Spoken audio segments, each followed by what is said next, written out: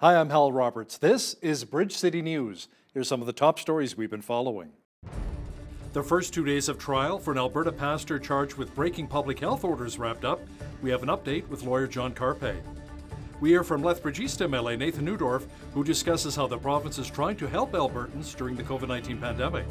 And with today being the National Day of Prayer, we speak with a pastor about the importance of prayer as our lifeline to God.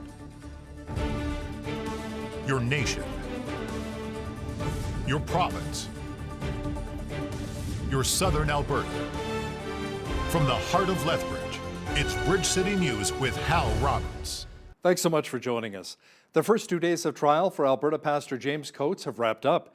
Pastor Coates of Grace Life Church near Edmonton was charged for breaking public health orders during the COVID-19 pandemic. Joining me now to discuss the trial is John Carpe, president of the Justice Centre for Constitutional Freedoms, which is representing Pastor James Coates. John, tell me about your defense and the evidence the province was able to present against your client. We've had 2 days of trial, Monday, May 3rd and Tuesday, May 4th. And the central defense is that these health orders themselves are unjustified violations of the charter freedoms of religion, conscience, association, and peaceful assembly. And in spite of having had lockdowns for over 13 months, the Alberta government did not present any evidence in court on May 3rd or May 4th to try to support with science the lockdown measures that have been in place now for 13 months. So the government will be forced sooner or later to put forward evidence, but it's now been adjourned to early June for the next trial date. So what can we expect to see at that next trial date in early June? Well, we're going to get a formal ruling to the effect that the charter rights and freedoms of Pastor Coates and the congregation of Grace Life Church, that their charter rights and freedoms were indeed violated. And then it's going to be setting a new trial date again for when the government's going to be forced to put its medical and scientific evidence before the court. So it'll be a brief hearing in June with primary focus on when the government's going to man up and show us the science. Thanks so much, John. That was John Carpe, president of the Justice Centre for Constitutional Freedoms, joining me from Calgary.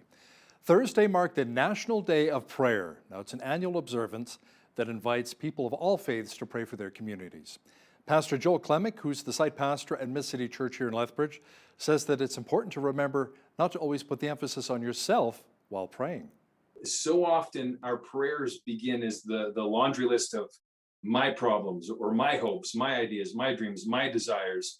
And very subtly what happens is our prayer is, Lord, may my will be done on the earth. And of course, we're invited to pray for all those things. But Jesus teaches us to flip that around, to begin the other way, to begin with, our Father, the most holy, powerful, wonderful, loving one, may your will be done on the earth as in heaven. And here's why that's so critical. You know, God's will, his heart, his dreams, his desires, all of that is infinitely better than anything that comes out of my ideas or my prayers or my thoughts on things. It appears as though there's a revival taking place in Asia. Greg Musselman from Voice of the Martyrs Canada says there are now millions of Christians in China, but with the rising popularity of Christianity also comes persecution in the communist nation. The church has just grown like crazy over there. I mean, even conservative numbers say maybe more than 120 million Christians.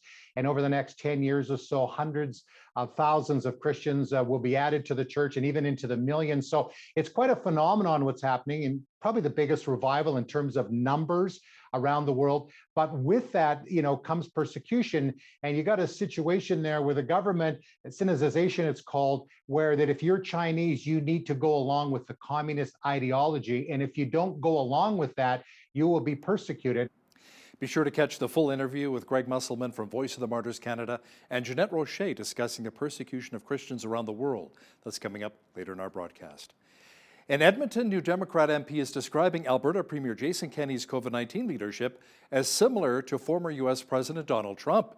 Heather McPherson requested an emergency debate on Alberta's health crisis Wednesday night in the House of Commons. She says Kenney has been an unmitigated disaster for Alberta. Alberta Conservative MPs, some of whom served with Kenney in the House, shifted the blame to the Liberals. Garnet Jennis says the House should be discussing the failures of the Trudeau government. If you want to look up a profession that appears very unpopular right now, it may in fact be a politician. Many government leaders are being blasted during the pandemic, mostly due to the lockdowns and lack of vaccinations. Lethbridge East MLA Nathan Neudorf says he's hearing it from both sides, the right and the left. It is tough when you're the one trying to find the way through it, and there's no perfect answer. Alberta is known for its diversity, from our fantastic, gorgeous rural areas and that farming lifestyle to our two awesome metropolitan cities. One rule, one size doesn't fit all. That's another factor that makes it so difficult to try to manage this in a ways appropriate for each age level, each demographic, each rural, urban, and metro center. But hopefully we can get through this sooner rather than later. MLA Nathan Neudorf will discuss the support the province is offering to small business owners during the COVID-19 pandemic. That Q&A is coming up after Business News. The Alberta government announced that it is investing an additional $50,000 to help provide support for sexual assault survivors in Alberta. The funding will go to the Association of Alberta Sexual Assault Services. Now that's on top of the $183,000 the organization already received from the province. Officials say during the first 6 months of the pandemic, the group saw an increase of 44% of calls from those who say they've been sexually assaulted. Government officials say 50% of Albertans have been sexually assaulted during their lifetime. The Alberta Party has been trying to make their viewpoints known to potential voters for quite some time now. The party says it believes in smaller government while putting more of a focus on Albertans. Some of their principles include fiscal and social responsibility, along with a greater quality of life. The interim leader of the party, Jackie Fensky, says the party's platform includes helping individuals to grow their businesses while creating a sense of community. We will enact policies that assist individuals, ensuring that they are safe and have the tools available so that they can pursue their passions, provide for their families, and thrive in their communities. This requires a strong justice system, a world-leading K-12 and post-secondary education system, and a financially sustainable healthcare system that focuses on outcomes, not process. The Alberta Party plans to run 87 candidates in the next Alberta election. We have another poll question for you on our website this week. We are asking, with summer holidays just around the corner, are you planning on leaving the province for your summer vacation? Let us know your thoughts. Please log on to our website, bridgecitynews.ca, and vote. We'll tabulate the results and have them for you on Friday evening's newscast. Bill C-10, the Liberals' legislation to potentially control what we see online, especially when it comes to video content on YouTube, has been met by a lot of criticism by the Conservatives in Ottawa, who say it's an attack on free speech. Dr. Jeffrey Hale, a political science professor at the University of Lethbridge, says the mistake Prime Minister Justin Trudeau made was putting a rookie minister in charge of such an important piece of legislation. It's one of the challenges when you put a rookie minister in charge of a complex file involving cultural issues that go beyond his experience. This is not unusual with this government, and it's happened with previous ones as well. Bottom line is the government recognized that it had released a stink bomb and is trying to turn on the air conditioning. Heritage Minister Stephen Gibault says the Liberals will be looking to amend Bill C-10 to make it clear that content users uploading to social media and media sites like YouTube and Instagram will not be regulated. Alberta health officials announced over the past 24 hours, 2,211 new cases of COVID-19 were identified in the province. There are currently 654 people in hospital, along with 146 in intensive care. There are currently almost 25,000 active cases here in Alberta. There are 1,321 active cases in the South Zone, including 451 in Lethbridge and 228 in Medicine Hat. Alberta's Chief Medical Officer of Health, Dr. Dina Henshaw, says she's heard from many Albertans who are frustrated with the current lockdown measures to curb the spread of the third wave, but she says at this time, they're necessary. I recognize that these measures create a significant disruption in people's lives and that accommodating these changes can be challenging. I know that any restriction can have its own impact on people's health, and I wish that these were not necessary. But they are. These measures are absolutely necessary if we are to reduce community transmission and stop cases from getting out of control.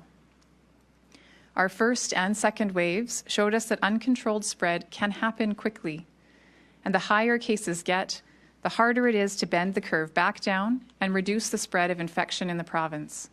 Health officials offering COVID-19 vaccinations on the blood reserve and standoff say the rollout for members looks promising. On Thursday, the Immunization Centre had 266 appointments booked, and that doesn't include the walk-ins. As Ainsley O'Reilly explains, more education is still needed, however, to get more people vaccinated. As of Thursday, more than 50% of eligible members of the blood tribe have been vaccinated on the reserve. Anyone age 18 or older is eligible for the Moderna shot, and starting next Friday, those 12 and older can receive the Pfizer vaccine. We do have walk-ins, and we are not going to turn people away. There's no way that we would turn people away. We want people to get vaccinated. We're here to serve the people. The Department of Health anticipates that the figure of more than 1,500 members who received their second dose is much higher, with people taking advantage of walk-ins off the reserve.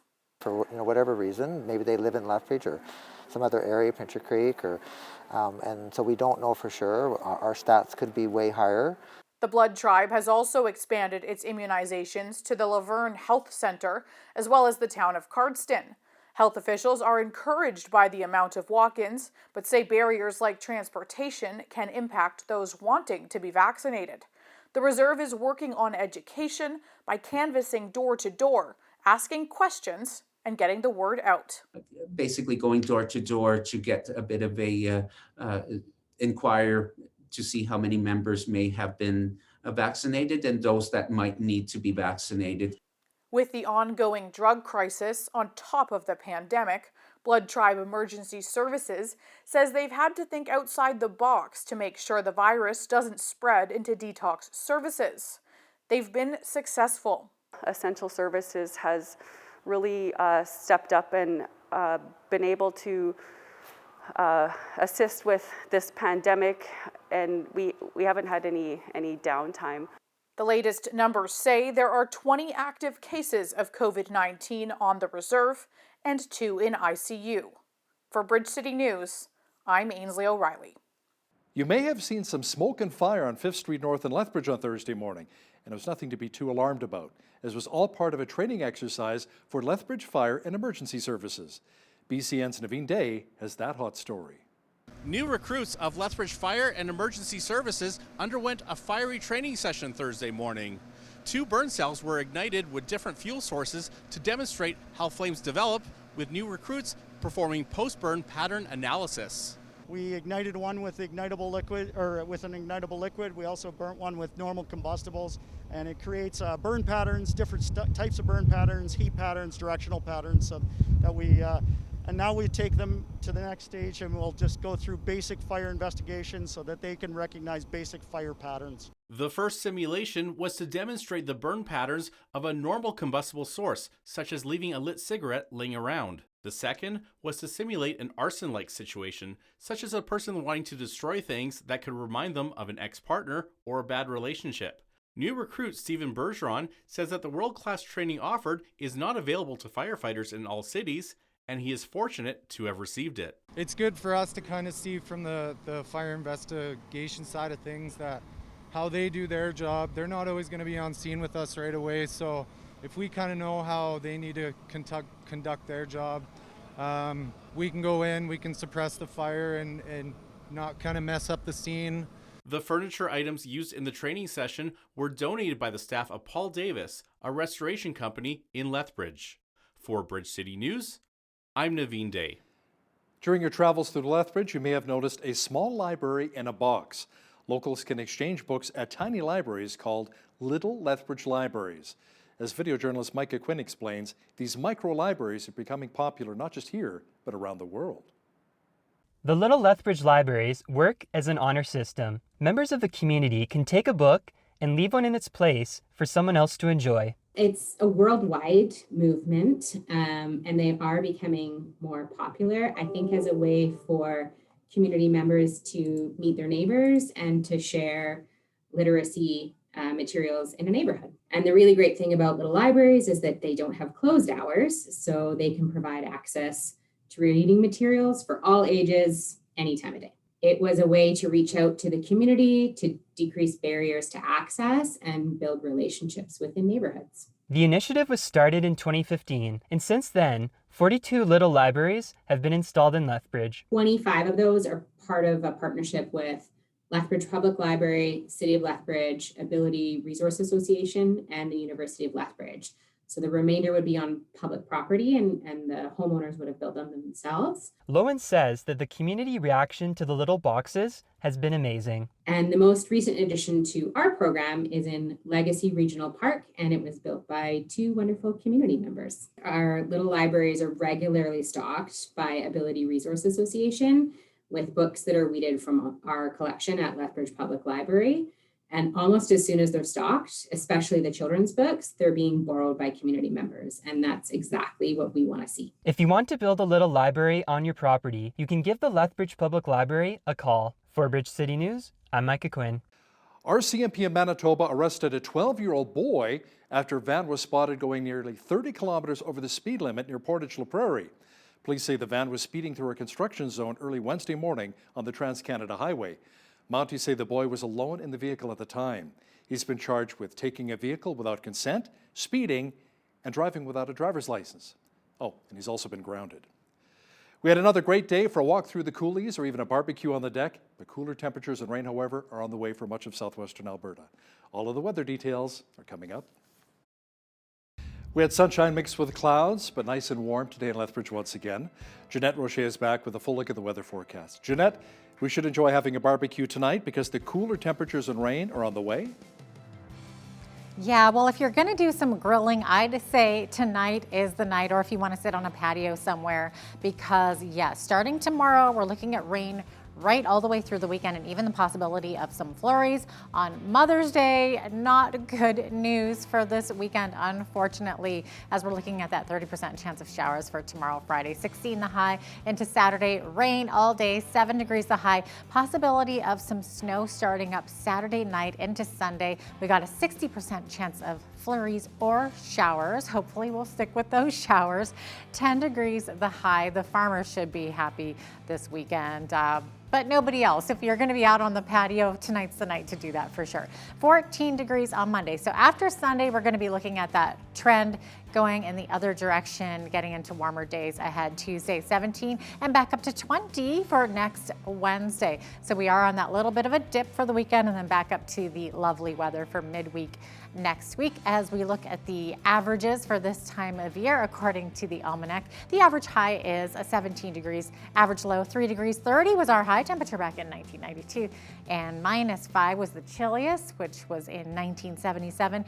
6 a.m. on the nose is when the sun rose this morning, and our sun set this evening at 8:56 p.m. Looking to the west coast for tomorrow, looking at the possibility of some showers. Victoria, 40% chance of showers, a little bit windy in the Juan de Fuca Straits as well. 60% chance of showers tomorrow morning in Vancouver, should be clearing up by the afternoon. 14 the high, 16 in Edmonton tomorrow with 30% chance of showers and some 50K winds. 19 degrees the high in Calgary tomorrow with a mix of sun and cloud and some 40-kilometer-per-hour winds. Okay, so let's take a look at the rest of the prairies here. Saskatoon, 14 the high. Sunny and 15 in Regina, 12 degrees the high over in Winnipeg. So we're looking at winds about 40 kilometers per hour in those areas as well. 13 the high tomorrow in Toronto with rain. A chance of showers also happening in Ottawa tomorrow morning. 12 degrees the high, 16 the high in Montreal with lots of sunshine. As we look to the east coast here, not too bad at all. Mix of sun and cloud. In Fredericton, 13 degrees the high, 12 in Halifax, 7 the high in Charlottetown. And looking at a possibility of some rain or drizzle tomorrow morning in St. John's, Newfoundland with a high of 5 degrees. So there you have it. That is your forecast. Calgary-based Suncor Energy says it will delay a planned maintenance shutdown at its oil sands upgrader north of Fort McMurray because of a surge in COVID-19 cases. The company's CEO, Mark Little, says it will delay its turnaround at the facility until at least June. A state of local emergency is in place for the regional municipality of Wood Buffalo due to the virus. Alberta Health Services says the area around the oil sands has the highest per capita infection rate in the province. Cineplex says it lost $89.7 million in its latest quarter as most of its theaters remained closed during the pandemic. Revenue totaled $41.4 million, which was down from almost $283 million in the first 3 months of 2020. The plunge came as theater attendance totaled just 415,000 people in the company's most recent quarter. Now that compares to 10.7 million people a year earlier. Cineplex reached a deal with its lenders earlier this year to further amend its credit agreement. It also completed a sale and leaseback of its head office in Toronto in a bid to help its finances. Bombardier says it is on track to meet its target for the delivery of 110 to 120 aircraft this year as it reports its latest financial results. The business jet maker says it earned net income of nearly $5.1 billion US as it completed the sale of its railway business to a French company, Alstom SA. The result compared with a net loss of $200 million for the same quarter last year. Bombardier says its business jet revenue was up 18% from a year ago. Now, here's a look at today's markets. The TSX was down 19 points on the day to finish at 19,291. The Dow was up 318 points to 34,549. The S&P 500 was up 34 points to 4202, and the Nasdaq was up 50 points on the day to 13,633. West Texas Intermediate Oil was down 72 cents to 64.91 US per barrel. Natural gas was down a cent to 2.93 US. Gold was up 2 cents to 18.1524 US an ounce, and silver was up 82 cents to 27.31 US an ounce. Wheat is at $350 per metric ton, barley's at $355, canola's at $9.63, and corn is at $415 per metric ton.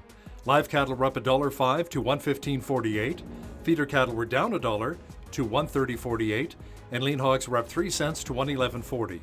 The Canadian dollar was up slightly over the past 24 hours to 82.31 US.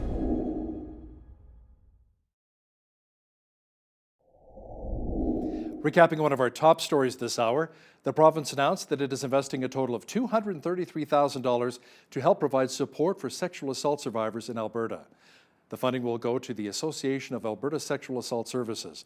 Officials say during the first 6 months of the pandemic, the group saw an increase of 44% of calls from those who say they were sexually assaulted. The province's recent restrictions are impacting millions of Albertans, including students and business owners. Coming up, a chat with Lethbridge East MLA Nathan Neudorf, who talks about how the UCP is handling the criticism it's receiving right now during the pandemic and the plan the party has moving forward. The province recently announced new restrictions which will impact millions of Albertans, including students and business owners once again.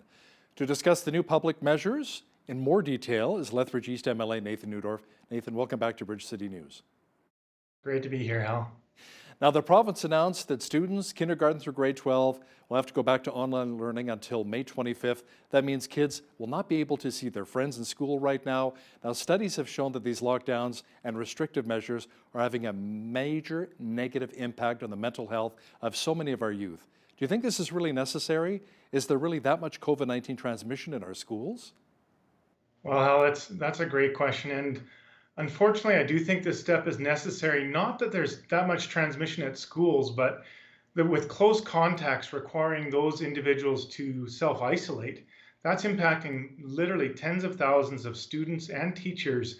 And we just want to get ahead of these things. So we're thinking that this 2-week break will allow teachers and support staff to go get vaccinated, to allow a little bit of that break to stop that transmission, that spread. And then we can go back hopefully with a clean slate just within a couple of weeks. But this is really tough on kids especially. But sometimes you just need to get ahead of this wildfire and stop that spread. And we're hoping that this will do that. So what are you saying to parents then that are saying, you know, my kids are suffering so much anxiety and depression, having to stay at home and being isolated away from their friends? I know it is really troubling, but none of us are choosing to be here. None of us, if we had a choice, would pick COVID-19. It's one of those things that we have to address, we have to deal with, and we have to try to take some measures to stop that spread and allow those teachers and staff that have been impacted, maybe they've caught the virus themselves, give them a chance to get ahead, get caught up on their health, to get a chance to get vaccinated so we can really address this hopefully once and for all. Restaurants are forced to close their outdoor patios once again. No more in-person dining. Now, many restaurant owners I've spoken to in Lethbridge say they can't survive, Nathan, with just takeout or delivery service. Is more funding help potentially on the way to our small and medium business owners? Well, we have reopened the small enterprise grant specifically for them for this reason, and it's open till the end of May. But we absolutely know that this is devastating for them. It's been an incredibly difficult 14 months. We want to see them fully opened as soon as possible. And I do continue to advocate on their behalf to see every business open as long as some safety measures are in place. Right now, we've had to take this additional step. It's not what we want, but hopefully we can provide them some supports to get them through just a couple more weeks. You know, hopefully a lot more of these business owners will actually survive, especially the restaurant owners. Now, the new temporary rent assistance benefit opened to eligible Albertans on May the 1st. Can you explain really how that works? Sure, it's a modest subsidy for those who are working or maybe in between jobs or just can't quite get ahead, and it'll give them a little bit of income to help them pay that rent. And from my understanding, it's full subsidy for this year, and in the second year, it's reduced somewhat, but it's calculated on the size of the household and where they live in the province. And eligible people are either employed or looking for a job, or they have been employed for the last 24 months, but not if they're also receiving some other social assistance at this time. Now, what are your thoughts on the 4,000 Albertans who recently showed up at that outdoor rodeo in Bowden during the current government restrictions? Many said they were there simply to support local business owners, and besides, it was outdoors, so what's the harm? Well, it is challenging. Albertans are freedom lovers for sure, but timing is everything, Hal. We are really trying to get ahead of the spread rate of this COVID-19. The weather is better. It's just really, really challenging, but literally in 3 weeks or a month from now, maybe it would have been great. But right now, with our numbers at some of the highest case counts we've seen in the province and even across the country per capita, with our hospitalization and ICU numbers creeping up, we've got to see that turn, and then we'll be able to get them back to those things that they want to do. We all want to do that. We all want to be outside and in these activities and going to these events. And it is really hard. It's impossible for us to ask for a little bit longer, but we're really trying. And like I said before, we want to see these venues open. We want to see businesses open. We need some precautions to stop that spread. Timing is really everything. It is maybe a little bit of bad timing. It just shows the fatigue and impatience people have to get back to life as normal. But we just have to be thinking of others first whenever we can. And you and I both know that Albertans love their rodeos. I mean, we love our rodeos here. The Calgary Stampede, I've covered a lot of the FCA rodeos over the years, and you know, you can't take away our rodeos here. Now, Nathan, many politicians are taking it on the chin right now as the lockdowns and restrictions continue. Premier Jason Kenney's popularity rating is taking a bit of a hit, and it's been challenging for you as well. You're hearing it from what, all sides? Absolutely. It has been incredibly hard. Nobody likes their freedoms restricted, especially not Albertans. They still have that pioneering spirit. I've seen it as I've traveled the province with this job. People want to be back in control of their lives, doing the things that they love to do. There's no pleasure in this, but we are trying to take prudent steps to stop that spread. Hal, you know, sitting alone in your basement, you're not spreading that to anybody and you're not getting it from anybody. It's not what we want to do, and it's not what we're saying, but we have to impose a few things to try to make this happen. But it is tough. It is tough when you're the one trying to find the way through it, and there's no perfect answer. Alberta is known for its diversity, from our fantastic, gorgeous rural areas and that farming lifestyle to our two awesome metropolitan cities. One rule, one size doesn't fit all. That's another factor that makes it so difficult to try to manage this in a way appropriate for each age level, each demographic, each rural, urban, and metro center. But hopefully we can get through this sooner rather than later. We keep hearing how so many of the ICUs at hospitals are overflowing with COVID-19 patients. Have you actually been to our hospital, Chinook Regional? Is it as dire as people are saying right now, or is it blown way out of proportion? Well, I haven't been there personally. I think it would be imprudent for me to do so at this time. Again, I don't want to be going to areas where I could be carrying a virus or any kind of virus in those areas. But I have talked to lots of people who work in our Chinook hospital. Fantastic frontline workers, our doctors, our nurses, our respiratory therapists, and even our support and sanitary cleaning staff. The challenge is that we have in Lethbridge only about 14 ICU beds. And until last week, 9 of those beds were for COVID patients and 5 for other ICU needs. So that's a strain there. They've done an incredible job managing that. And thankfully, this week, we've seen that number down to only 6 COVID patients in those beds, which is great news. We need to see that trend continue. The thing I think people need to remember is there's a very thin line between max capacity and overcapacity. If we were at 9 last week, it would only take 2 or 3 patients, and then we're over. And what we do with that? And it's not that we can't find another bed, but how do we find more support staff? How do we find more specially trained nurses and those kind of roles? And that's why we want to be careful and cautious. And nobody wants to be running on the red line all the time. It really is hard on your staff and your resources in particular. But we'll continue to work with them and try to manage that in a prudent way. There are some concerns right now when it comes to issues of blood clotting involving some of the vaccines. First of all, have you had your shot? I haven't yet. I haven't been eligible up to this point, but tomorrow it opens up for my age category, and I look forward to booking for my shot. My wife is fully vaccinated as a frontline worker, so we're going to go do that. And again, there's risks with everything. There's significant risk for those catching COVID from different things, including blood clots from catching COVID. But there are some very, very small risks for vaccines. But I do think it's prudent to get vaccinated to help us stop the spread so we can get back to lives as we know it. So what are your thoughts of Health Canada now lowering the age eligibility to the age of 12 for someone to receive their vaccine dose? Well, I think from what I've learned and studied that the younger age of our population, the younger you go, the less significant the repercussions are from catching COVID. So I think this just offers parents an opportunity to choose whether they want their child vaccinated or not. And we are pursuing legislation to free all Albertans to have the choice of whether they want that vaccination. It's not mandatory. And I would ask them to do research and be careful with their choice either way. And I think it's great for them to have that freedom. But I'm really excited for everyone who wants to be able to get vaccinated within the next week or so. They can start booking those appointments. And I think that's going to be a real turning point for us here in Alberta. With the increase in cases here of COVID-19 in the province, do you think the Premier would actually ever take that step and make the vaccine mandatory? Absolutely not. We already have legislation tabled in the House proceeding.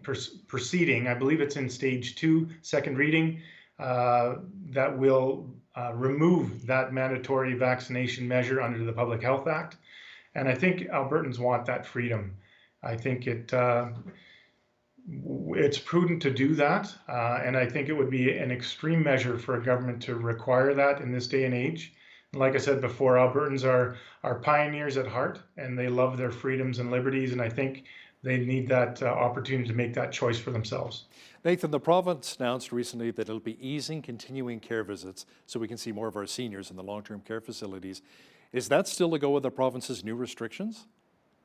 Yes, everything that I've done and asked and to follow up on that tells me that yes, many of those easings will remain in place. Because predominantly that population is nearly 100% vaccinated, double vaccines, and they have been so for over a month or two. So they've had the time for the vaccinations to get to their full potency. And that's why we're not seeing as many of that age group in hospital or ICUs or passing away, which is really good news. And they too need their freedoms and liberty, especially to see family members. I think this has been a very difficult time for them. They're not as mobile, they can't get out, they can't get around and go do some of the activities that they were doing before, coupled that with winter. So we're really excited that they will have some of these opportunities to see a bit more family in a very safe way. Many farmers I've spoken to over the last year said they had some bumper crops, even during the pandemic. How was the province able to eliminate more red tape to help our producers even further here in southern Alberta? A couple of really exciting things on that vein, Hal. The Agricultural Financial Services Corporation, or AFSC, has added a number of different things to just ease some red tape from farmers in their daily lives and their business. Quick loan approvals, reduced waiting time for correspondence, improved renewal process, loan deferrals, and electronic signatures, just to name a few things. It doesn't sound like a lot sometimes, but if you're stuck in a tractor on a huge field like we have here in Alberta, an electronic signature, or to be able to do some of that stuff from the cab of their tractor, is really, really great news. On top of that, there's been some other interesting developments, like consumers can now purchase beef direct from a farm and have it slaughtered through the slaughterhouse and pick it up from there, cutting out a whole lot of red tape. And for those who maybe are part of 4-H or just part of that lifestyle, that's a great step forward for them in their farms and their lives. Reminds me I need to fire up the barbecue here fairly soon as well with our warm weather we're getting.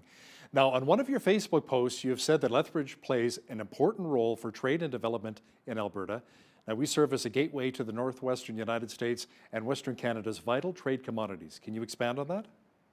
Absolutely. It's one of my most exciting files, is to promote Lethbridge and our trade hub that we are. We're at the center of 4 highways: Highway 2, Highway 3, Highway 4, Highway 5.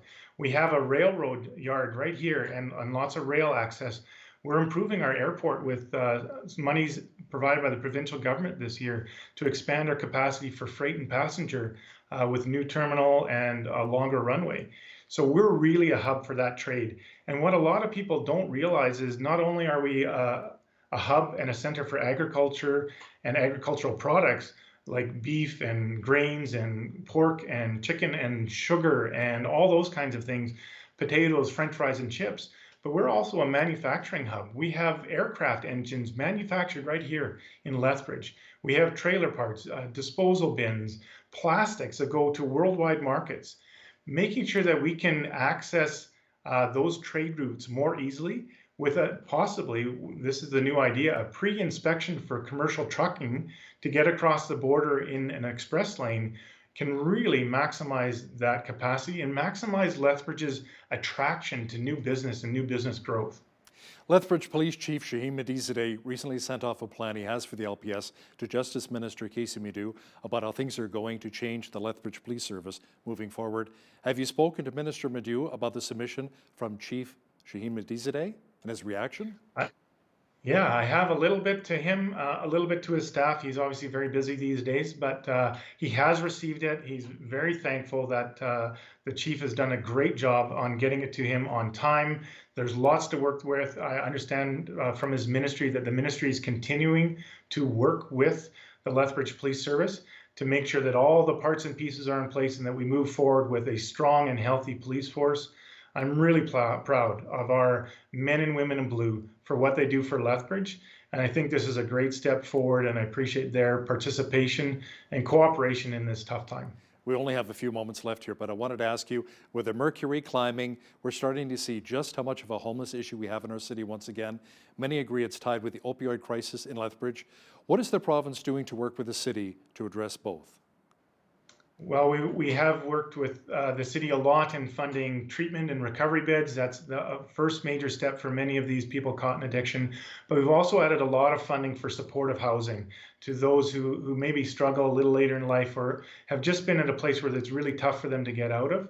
Providing those beds where they can have a safe and secure place to sleep every night instead of having to find an overpass or something like that, sleeping rough. We're really excited about some of those projects, actually shovels in the ground this year, hopefully with beds open by next year. There's 2 of them resulting in hopefully over 100 new beds and spaces for people in this population.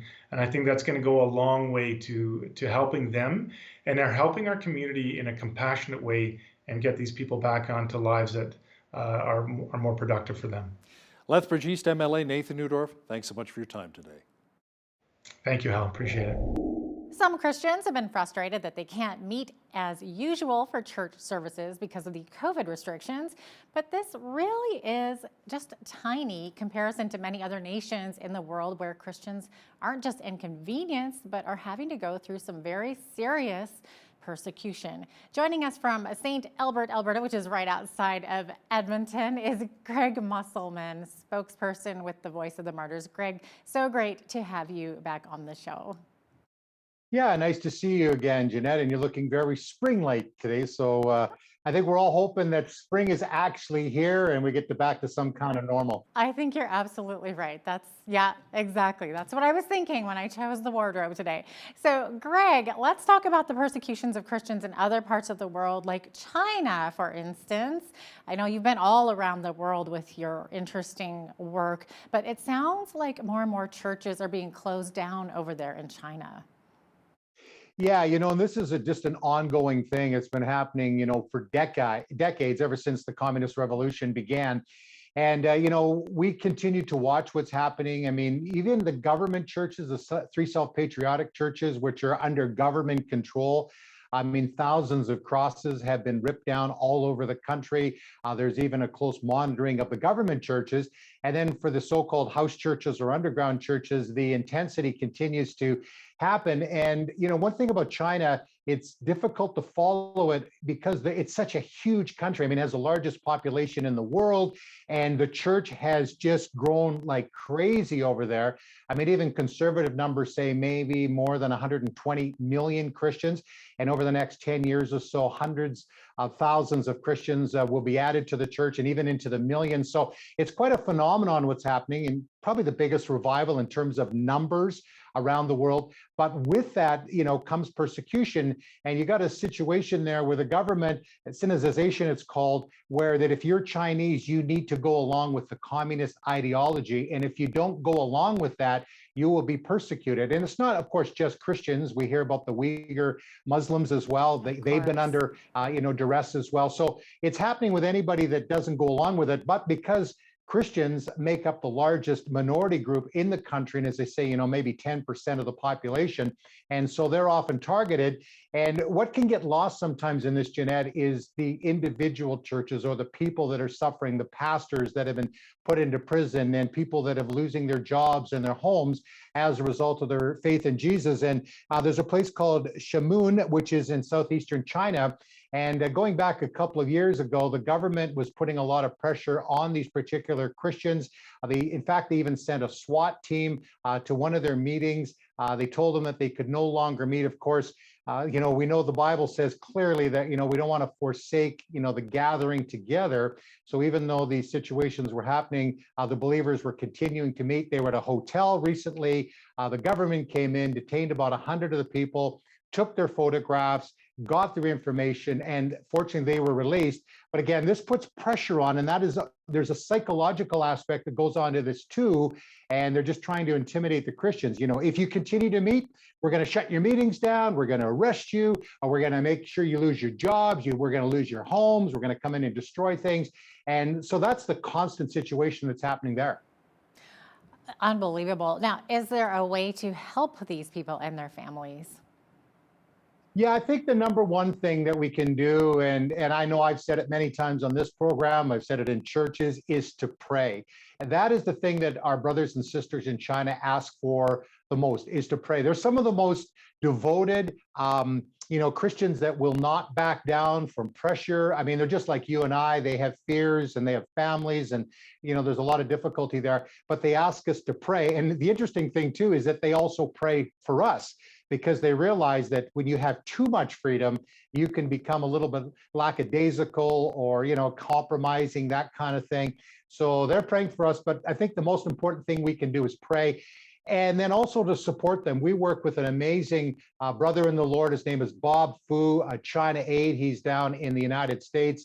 And you can connect with his organization, ChinaAid.org, or through the Voice of the Martyrs Canada, VOMCanada.com, and find out ways in which we can help our brothers and sisters in Christ. And in fact, I was talking to one of my friends last week, Dr. Eric Foley, and he works his organization out of Seoul, Korea, into North Korea primarily, but they also work with underground pastors and leaders in China. And so that's another organization that we work with, giving them theological education, how do you respond in persecution, those kinds of things. So I think that's the most important thing we can do, is to pray and then also help them in a practical way so that they continue to advance the gospel.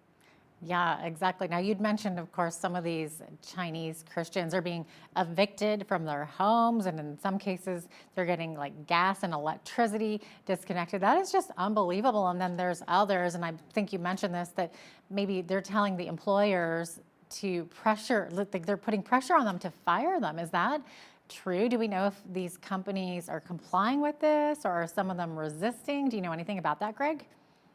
Yeah, well, I certainly know the stories, and I've heard that, in terms of actual stories that that we know that people have been fired. I can't give you the, specifics on that. Part of the challenge too in this, Jeanette, as you know, is because of you want to draw attention at some level, especially when you got pastors in jail. There's a pastor in another part of China. His name is Wang Yi, and he is with the Early Rain Church, and he's sentenced to 9 years of prison. So we want to pray for him.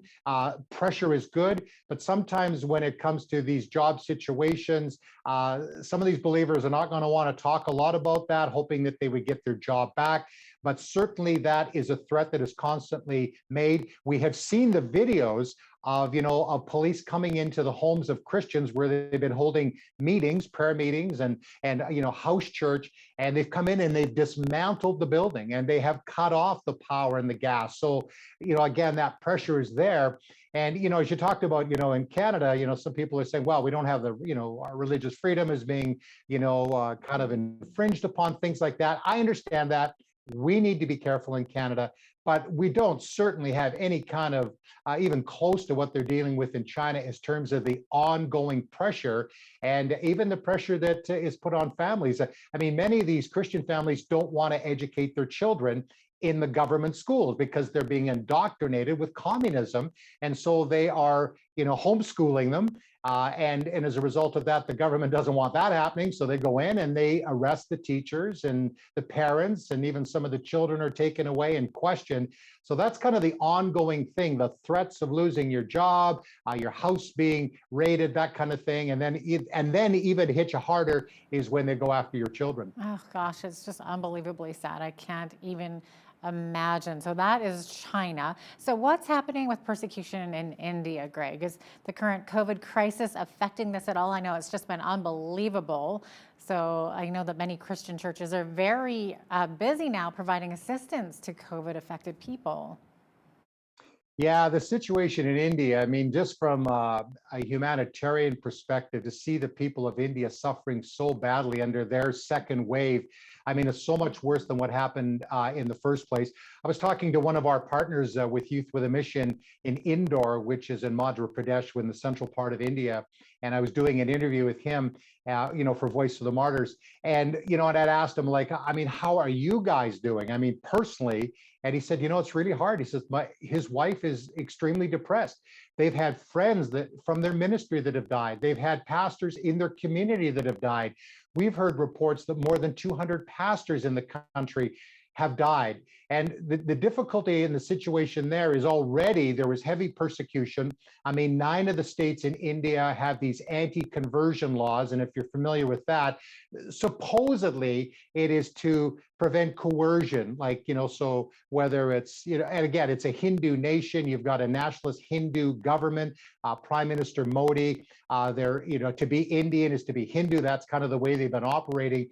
So Christians are getting hammered. So what these anti-conversion laws, which are supposed to protect all religions from somebody bribing them to change the religion, but really it is targeted at Christians and Muslims as well, that you can't leave Hinduism. And if you are thinking about it, you have to go, to authorities and give a reason why you're doing this. And so these laws are really impacting Christians in a big way.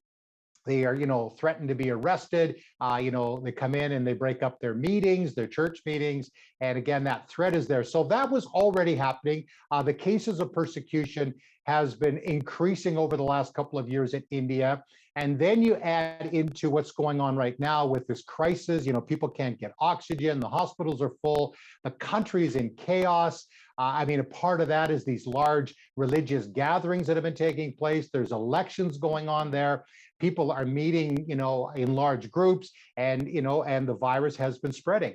Now, during the first wave, Jeanette, the Christians were able to really minister and to bring practical help, food, and just encourage them and pray with them. And, many people, of course, are open to the gospel. But what's happened during the second wave is that everybody's getting hit hard, and the Christians aren't even, they're trying to do their best they can, but they've got many in their families are sick, and you have all these things that are going on. Plus, you add to that the government has made it more difficult to get money to NGOs. And of course, many Christian organizations and some of the ones that we work with in India aren't able to get the funds that they need to be able to help. So, they're operating in a very difficult climate there.